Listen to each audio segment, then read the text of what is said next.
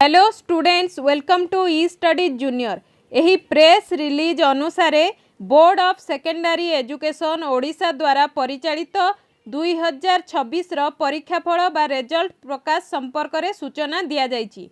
मे 2 तारिख अपराह्न 4टारे annual high school certificate, state open school certificate एवं मध्यमा परीक्षा रिजल्ट बाहरिबो। रिजल्ट देखिबा पई छात्र छात्री माने संध्या 6टारू www.bscodisha.ac.in किंबा www.bscodisha.nic.in वेबसाइट माध्यम रे निजर रिजल्ट देखिपारिबे। जदि कहार इंटरनेट नथिले एसएमएस माध्यम रे रिजल्ट जानी हेबो। एथिपाई OR10 रोल नंबर टाइप करी 56765750 नंबर को पठेबा को पड़िबो।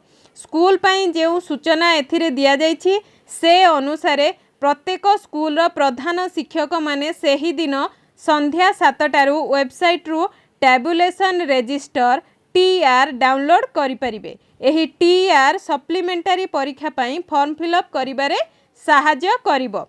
कटक बोर्ड रो हेड ऑफिस रे अपराह्न 4टारे रिजल्ट घोषणा कार्यक्रम अनुष्ठित हेबो। ए थिला आजिर छोट इनफॉरमेशन।